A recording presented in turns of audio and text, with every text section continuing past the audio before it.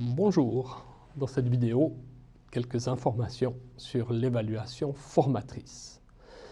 Dans le titre, j'ai proposé formatrice et émancipatrice parce que vous verrez que lorsque l'on met les outils d'évaluation en main des apprenants, nous leur offrons la possibilité de devenir autonomes et donc une possibilité de s'émanciper. L'évaluation formatrice va consister en la mise en main des apprenants, du référentiel, de la compréhension des valeurs, des codes qui se jouent dans l'action qui est regardée, dans l'apprentissage qui est fait.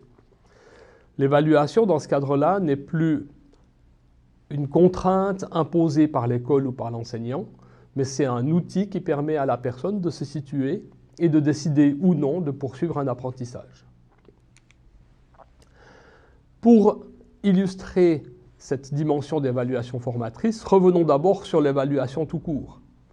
Si je voulais évaluer ces trois situations de rameur, qu'est-ce que je pourrais en dire? Eh bien, ce n'est pas si simple parce que évaluer dans l'imaginaire collectif, c'est surtout comparer un référé à un référent. Le référé, c'est ma manière de ramer. Le référent, c'est comment je devrais ramer pour ramer correctement. Qu'est-ce qui est attendu comme manière de ramer? Cette manière de ramer, elle ne sera que fonction des valeurs, des intentions, qui sont dictées par la situation ou par les personnes en scène dans la situation.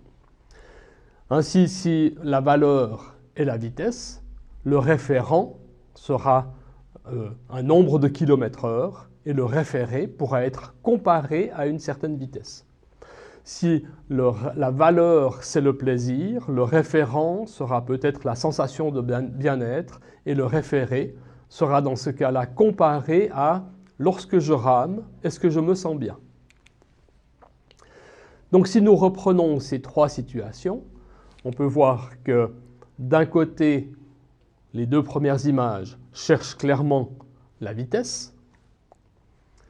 La dernière image, mais peut-être même les deux dernières images, cherchent clairement le plaisir. En fait, ces valeurs vont être, un, décidées par les acteurs, et puis deux, décidées aussi par des facteurs externes. Celui qui dicte le rythme avec son fouet sur la galère, on voit bien que ce n'est pas une décision interne du galérien que de se mettre à ramer. Une fois que les valeurs sont fixées, eh bien, ces valeurs elles vont définir le référent.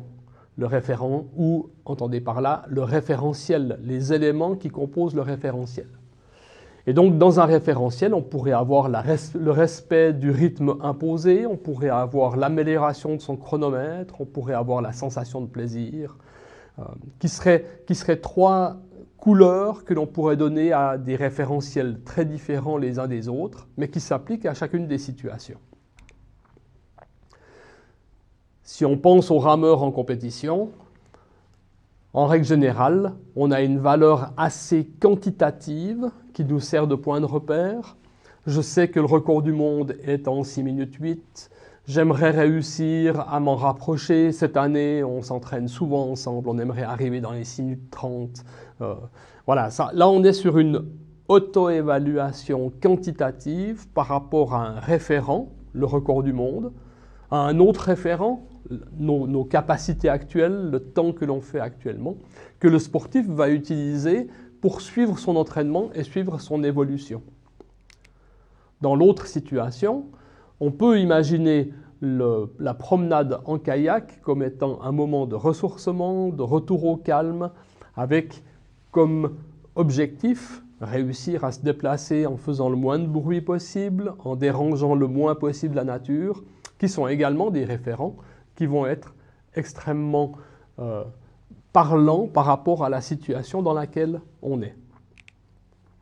Le problème de l'évaluation, et c'est là-dessus que nous travaillons avec l'évaluation formatrice, c'est que ce système de valeurs, cette décision de travailler sur la vitesse ou sur le plaisir par exemple, est généralement prise par l'école ou prise par l'enseignant et n'est pas mis dans les mains de la personne en formation.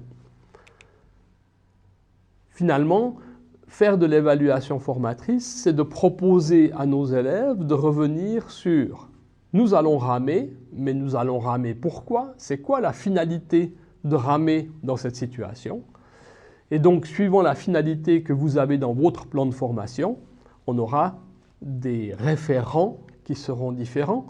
Est-ce que l'on voit que je rame bien parce que les oiseaux ne sont pas dérangés? Est-ce que je vois que je rame bien parce que mon temps se rapproche du record du monde? Est-ce que l'on voit que je rame bien parce que je respecte le rythme qui m'est imposé et que je fais partie d'une équipe et que tous nous ramons à la même vitesse? Ça fait 3 référents extrêmement différents, mais qui chaque fois s'appuient sur un système de valeurs tout à fait cohérent d'après la situation. L'évaluation formatrice va être donc de proposer, c'est la partie en rouge sur ce dessin, de proposer à l'apprenant de regarder sa propre pratique, de se demander si sa pratique correspond à ce qu'il pense qui est attendu ou à ce qu'il s'est fixé comme attendu, et de regarder si ce système de valeurs est en phase avec le référentiel qu'il souhaite atteindre, avec sa propre pratique, mais aussi avec son propre système de valeurs. L'élément dont on parle ici est au cœur du modèle didactique que nous utilisons dans le cadre de la didactique professionnelle à la HEFP. Vous retrouvez sur ce schéma le système de valeurs qui va définir d'une part le genre professionnel.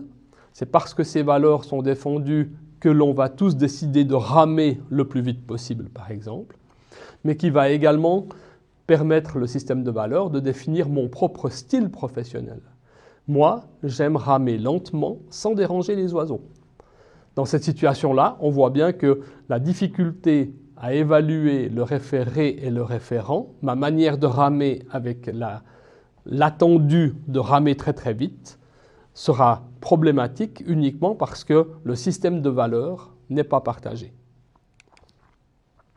Voilà, j'espère que cette petite vidéo vous aura donné envie de tester l'évaluation formatrice, c'est-à-dire l'évaluation dans laquelle vous donneriez en main de vos apprenants les leviers pour comprendre le référentiel et décider ou non de l'appliquer.